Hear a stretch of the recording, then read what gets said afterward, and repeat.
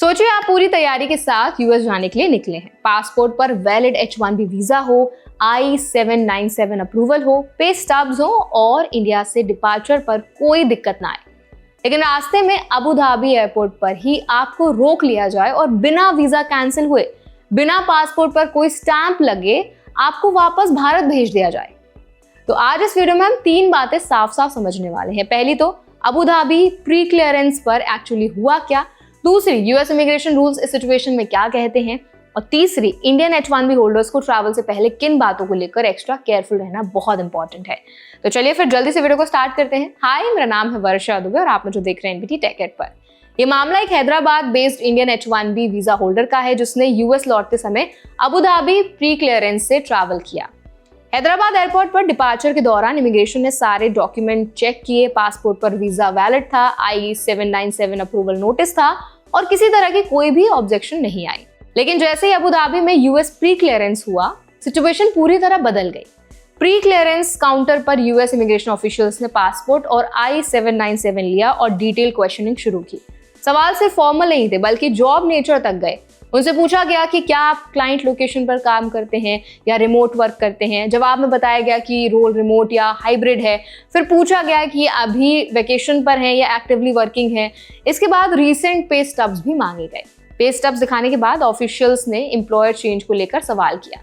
Applicant ने बताया कि लगभग 6 महीने पहले एम्प्लॉयर चेंज हुआ था और करंट एम्प्लॉयर का नया I-797 अप्रूवल भी दिखाया गया।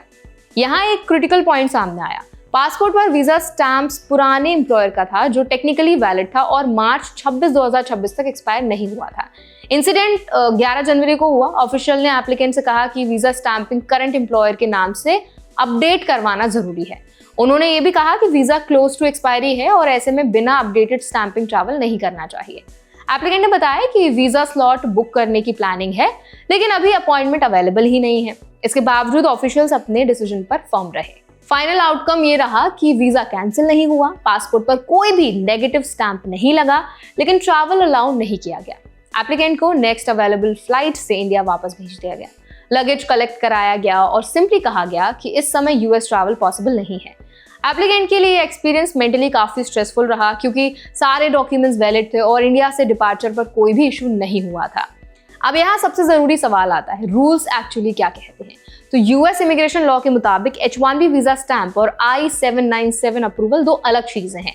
वीजा स्टैंप आपको यूएस पोर्ट ऑफ एंट्री तक ट्रैवल करने की परमिशन देता है, जबकि I-797 आपकी एम्प्लॉयमेंट ऑथराइजेशन दिखाता है। टेक्निकली अगर वीजा स्टैंप वैलिड है और न्यू एम्प्लॉयर का अप्रूव्ड I-797 है तो ट्रैवल पॉसिबल माना जाता है, लेकिन इमिग्रेशन ऑफिसर के पास डिस्क्रिशन होता है। Abu Dhabi pre clearance legally US port of entry की तरह काम करता है। इसका मतलब ये है कि ऑफिसर वहीं फाइनल डिसीजन ले सकता है कि आपको यूएस में एंट्री करने दिया जाए या ना दिया जाए। इवन अगर वीजा वैलिड हो, ऑफिसर अगर सेटिस्फाइड नहीं है कि एम्प्लॉयमेंट सिचुएशन फुली क्लियर है तो ट्रैवल रोक सकता है।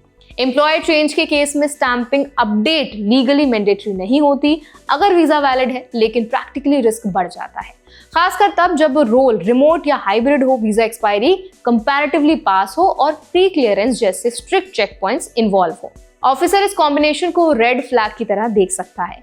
इंडियन H-1B होल्डर के लिए यहाँ लर्निंग बहुत क्लियर है। पहली बात, लीगली राइट होना और प्रैक्टिकली अलाउ होना 2 अलग चीजें हैं। दूसरी बात, अबू धाबी प्री क्लियरेंस में क्वेश्चनिंग नॉर्मल इमिग्रेशन से ज्यादा डिटेल हो सकती है।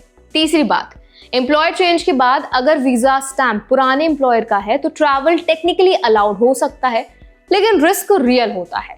अब सवाल आता है कि इंडियन प्रोफेशनल्स क्या सावधानी रखें। ट्रैवल से पहले डॉक्यूमेंट सिर्फ वैलिड नहीं बल्कि अलाइंड होने चाहिए। Visa stamp, I-797, job role, work location और पे स्टब्स के बीच कोई कंफ्यूजन नहीं होना चाहिए।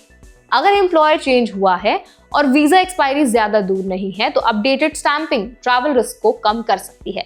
एक और इंपॉर्टेंट पॉइंट ये है कि pre clearance officers decision explain करने के लिए लीगली बाउंड नहीं होते।